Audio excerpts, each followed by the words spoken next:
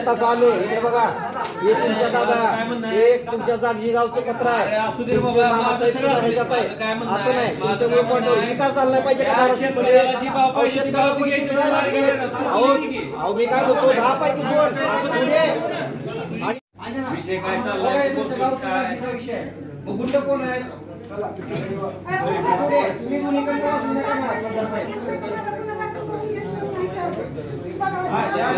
आपला जसं पाठवून आहे आपण करायला काय माझे आजोबा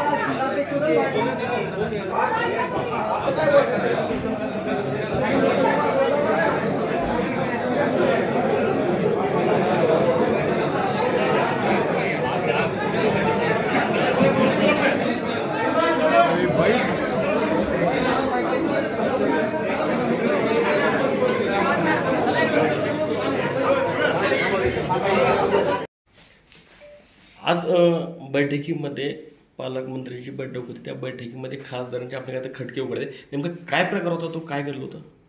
हे बघा, सर्वप्रथम आज 15 ऑगस्ट असल्यामुळे माननीय आमचे पालकमंत्री प्रतापजी सरनाईक साहेब या ठिकाणी झेंडावंदनासाठी आले होते आणि साहेबांनी विविध विभागाच्या अशा अनेक बैठका त्या ठिकाणी लावल्या होत्या आणि या भागातला एक शिवसेनेचा पदाधिकारी म्हणून, या ठिकाणी युवा सेनेचा मी लोकसभा प्रमुख म्हणून आणि इथला भूमिपुत्र म्हणून मी त्या बैठकीमध्ये उपस्थित होतो. बैठकीमध्ये उपस्थित असताना माझ्याकडे ज्या काही तक्रारी ह्या पवनचक्की संदर्भामध्ये आलेल्या होत्या, शेतकऱ्यांनी केलेल्या होत्या किंवा संबंधित ग्रामपंचायत सदस्य, सरपंच यांनी जे केलेले होते, मी त्या तक्रारी माझ्या पालकमंत्री साहेबांसमोर मी मांडत होतो आणि कलेक्टर साहेबांसमोर मी मांडत होतो. मी बोलायला गेलो आणि तिकडून खासदार म्हणाले की तू तुझी जमीन दे. अरे मी माझी जमीन द्यायचा विषयच मुळात येत नाही, माझा मुद्दा तुम्ही समजून घ्यायला पाहिजे होता. मी काय म्हणत होतो की जे काय शेतकऱ्यांच्या तक्रारी आहेत ह्याच्यामध्ये तुम्ही कुठेतरी मार्ग काढा आणि ते प्रलंबित जे प्रश्न आहेत ते मार्गी लावा, हा माझा मुळात विषय होता. आणि प्रत्येक मिटिंगमध्ये सरनाईक साहेब हे खूप चांगले पालकमंत्री आहेत आणि प्रत्येक मिटिंगमध्ये खासदार महोदय गोंधळ घालतात, म्हणजे थोडंसं असं रागात येऊन बोलल्यासारखं बोलतात, घाबरवण्याचा प्रयत्न करतात.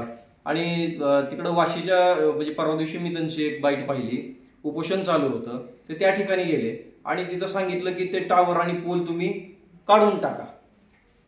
अहो हे काढायला गेले, कोण काढा? तुम्ही जाऊन काढायचे ना.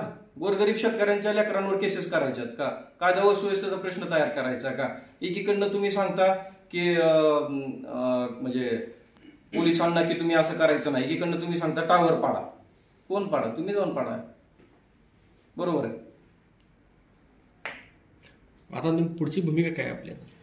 बघा कसं आहे, त्यांचे मामा जरी कॉन्ट्रॅक्टर असले किंवा इतर कोणीही असले तरी तो त्यांचा व्यवसायाचा भाग आहे, मी काय त्याच्यात पडणार नाही. परंतु काय की इथल्या शेतकऱ्यांना ते अन्याय झाला नाही पाहिजे. जे काही इथले विषय आहेत, एकतर धाराशिव जिल्हा हा मागास जिल्ह्यामध्ये आहे, प्रचंड प्रमाणामध्ये या ठिकाणी इन्व्हेस्टमेंट येत आहे, गुंतवणूक येत आहे. खासदार महोदयांनी तर अशी कुठलीही गुंतवणूक या ठिकाणी आणली नाही आणि नुसतंच ह्याच्यावरतीच त्यांनी 10 वर्ष काढलेली आहेत गोंधळ घालण्यामध्ये.